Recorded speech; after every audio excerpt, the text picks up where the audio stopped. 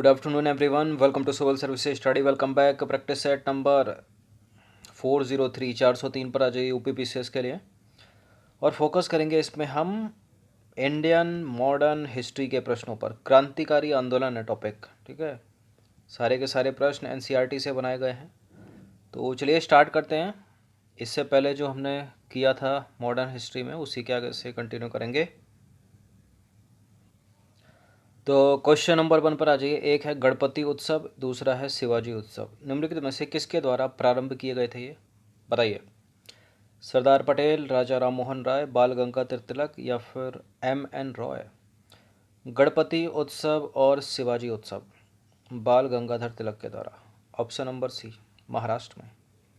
तो बाल गंगाधर तिलक ने 1895 में शिवाजी उत्सव का आयोजन आरंभ किया और शिवाजी उत्सव के आयोजन का उद्देश्य महाराष्ट्र के युवकों में शिवाजी का अनुकरण करके राष्ट्रवाद की भावना पैदा करना था, ठीक है। इसके अतिरिक्त तिलक ने 1893 में, ठीक है, इससे 2 साल पहले गणपति उत्सव का आयोजन आरंभ किया, जिसका उद्देश्य था पारंपरिक धार्मिक उत्सवों, गीतों और भाषणों के माध्यम से राष्ट्रवादी विचारों का प्रचार करना, ठीक है।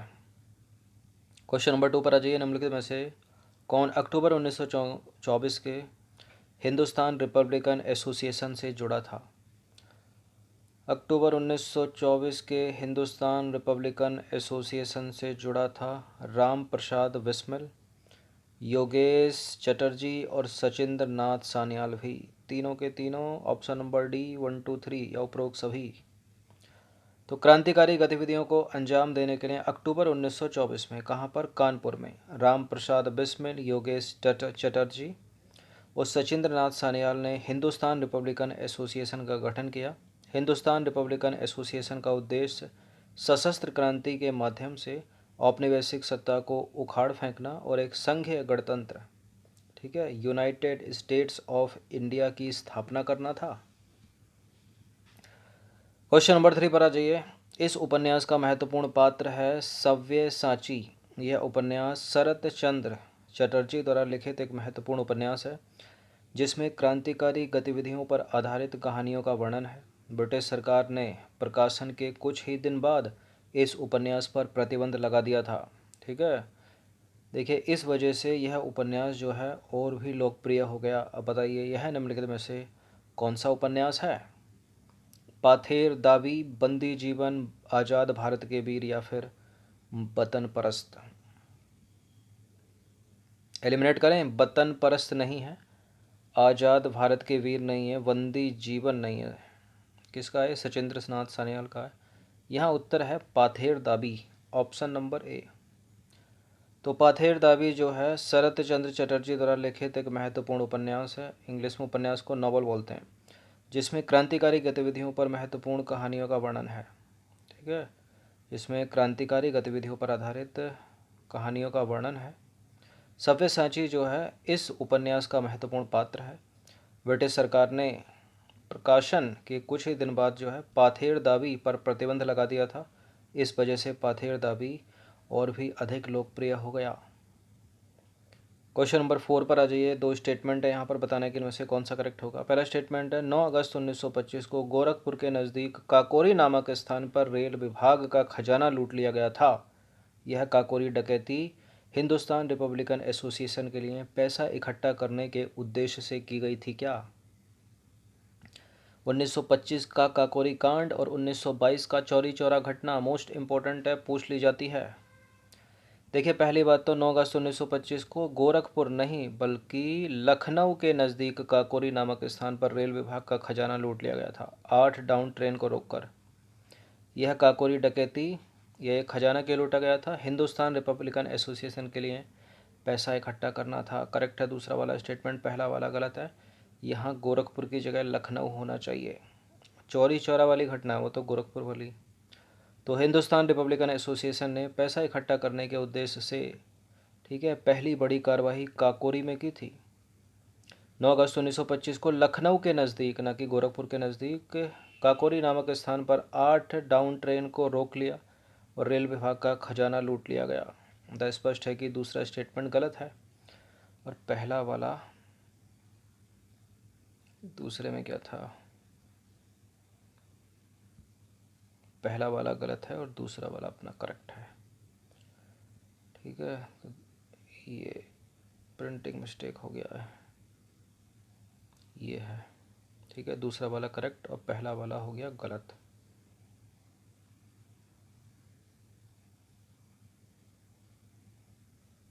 दूसरा वाला सत्य होना चाहिए, पहला वाला गलत होना चाहिए। ठीक है, और काकोरी कांड के आरोप में जो है भारी संख्या में गिरफ्तारी की गई और मुकदमा भी चलाया गया। साथ ही अशफाक उल्ला खां, राम प्रसाद बिस्मिल, रोशन सिंह और राजेंद्र लाहड़ी को फांसी दी गई थी। ठीक है, काकोरी डकैती में।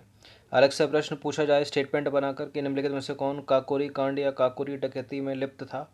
अशफाक उल्ला खां थे, राम प्रसाद बिस्मिल थे, रोशन सिंह थे, राजेंद्र लाहड़ी थे। चलिए क्वेश्चन नंबर 5 पर आ जाइए। निम्नलिखित में से किसके नेतृत्व में हिंदुस्तान रिपब्लिकन एसोसिएशन का पुनर्गठन हिंदुस्तान सोशलिस्ट रिपब्लिकन एसोसिएशन के रूप में किया गया। एक ही है, बस सोशलिस्ट लगा दिया गया है। क्या है इसका उत्तर? Chandrashekhar Azad, option number A. तो उत्तर प्रदेश में विजय कुमार सिन्हा, शिव वर्मा, जयदेव कपूर तथा पंजाब में भगत सिंह, भगवती चरण बोहरा, सुखदेव ने चंद्रशेखर आज़ाद के नेतृत्व में, ठीक है, हिंदुस्तान रिपब्लिकन एसोसिएशन को पुनर्गठित कर उसका नाम हिंदुस्तान सोशलिस्ट रिपब्लिकन एसोसिएशन रखा। ठीक है, चंद्रशेखर आज़ाद के नेतृत्व में हिंदुस्तान सोशलिस्ट रिपब्लिकन संगठन के पुनर्गठन से युवाओं में समाजवादी विचारधारा का प्रचार हुआ। क्वेश्चन नंबर 6 पर आ जाइए। स्वदेश बांधव समिति है एक, इसके संदर्भ में दो स्टेटमेंट है, बताने की कौन सा करेक्ट होगा।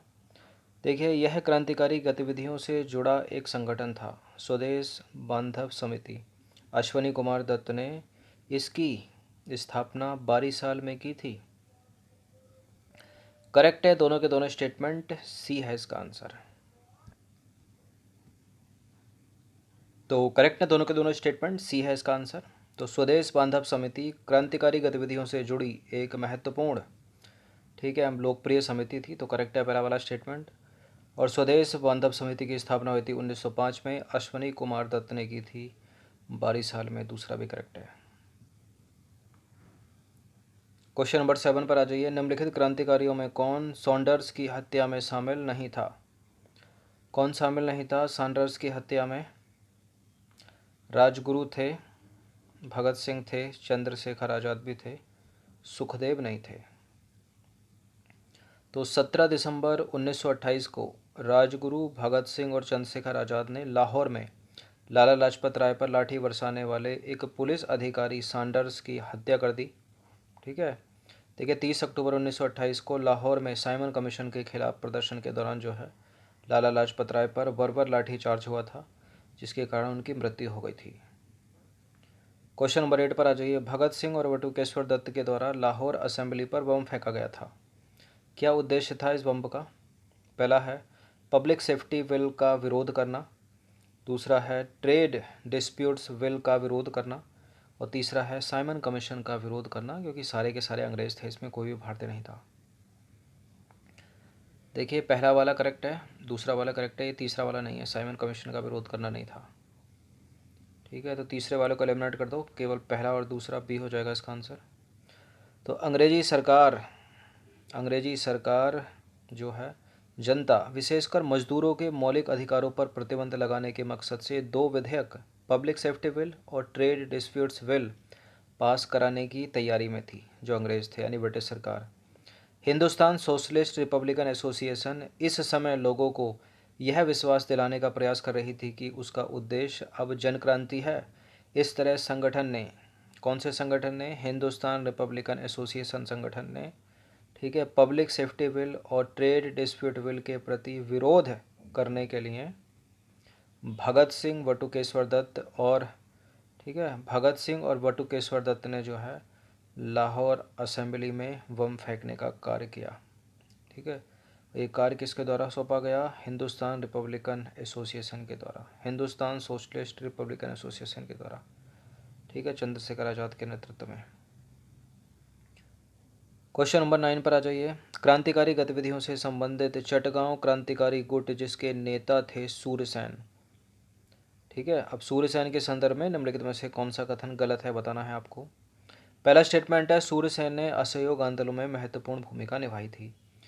सूर्यसेन चटगांव के राष्ट्रीय विद्यालय में शिक्षक के रूप में कार्यरत थे। सूर्यसेन आजीवन कांग्रेस की सदस्यता नहीं ग्रहण की। सूर्यसेन चटगांव में क्रांतिकारी सरकार के गठन की घोषणा की। देखिए, सूर्यसेन ने चटगांव में क्रांतिकारी सरकार के गठन की घोषणा की, करेक्ट है स्टेटमेंट। और सूर्यसेन चटगांव के राष्ट्रीय विद्यालय में शीर्षक के रूप में कार्यरत थे, ये भी सही है। सूर्यसेन ने असहयोग आंदोलन में महत्वपूर्ण भूमिका निभाई, ये भी सही है।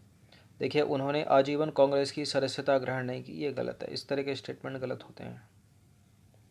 तो 1929 में सूर्यसेन चटगांव जिला, ठीक है, चटगांव जिले में जो है कांग्रेस कमेटी के सचिव थे वो, और उनके 5 अन्य सहयोगी, ठीक है, इसके सदस्य थे। तो गलत हो गया सी वाला स्टेटमेंट। बंगाल में कांग्रेस के 2 गुटों, ठीक है, बंगाल में कांग्रेस के 2 गुटों में बंटने के बाद कई नए गुट बने, जिनमें एक महत्वपूर्ण, ठीक है, महत्वपूर्ण चटगांव क्रांतिकारी गुट था, जिसके नेता थे सूर्यसेन। सूर्यसेन ने असहयोग आंदोलन में सक्रिय भूमिका निभाई और वे चटगांव के राष्ट्रीय विद्यालय में शिक्षक के रूप में कार्यरत थे। सूर्यसेन को लोग प्यार से मास्टर दा के नाम से भी पुकारते थे, ठीक है। क्वेश्चन नंबर 10 पर आ जाइए। क्रांतिकारियों ने जनता को अपनी विचारधारा से अवगत कराने के लिए जो दस्तावेज द फिलॉसफी ऑफ बॉम्ब शीर्षक से जारी किया था, उसे निम्नलिखित में से किसने तैयार किया था, बताइए। चंद्रशेखर आज़ाद, लाला लाजपत राय, भगत सिंह या भगवती चरण बोहरा। इंपॉर्टेंट है प्रश्न। किसने तैयार किया था? भगवती चरण बोहरा ने। ऑप्शन नंबर ए है इसका आंसर। तो क्रांतिकारियों ने जनता को अपनी विचारधारा बताने के लिए एक बयान या दस्तावेज जारी किया था। यह दस्तावेज द फिलॉसफी ऑफ बॉम्ब अर्थात बम का दर्शन, ठीक है, शीर्षक से जारी किया गया। देखिए, द फिलॉसफी ऑफ बॉम्ब को चंद्रशेखर आज़ाद के आग्रह पर भगवती चरण बोहरा ने तैयार किया था। इसे लिखने से पहले हर मुद्दे पर दोनों के बीच चर्चा हुई थी। दोनों कौन? चंद्रशेखर आज़ाद और भगवती चरण बोहरा। ये वही चंद्रशेखर आज़ाद हैं जो अंग्रेज़ों से मुठभेड़ करते हुए, ठीक है, इलाहाबाद के अल्फ्रेड पार्क में खुद को गोली मारकर शहीद हो गए थे। तो क्रांतिकारी आंदोलन से रिलेटेड ये इंपॉर्टेंट 10 प्रश्न थे, इनकी प्रैक्टिस एक बार कर लीजिएगा, ठीक है। धन्यवाद।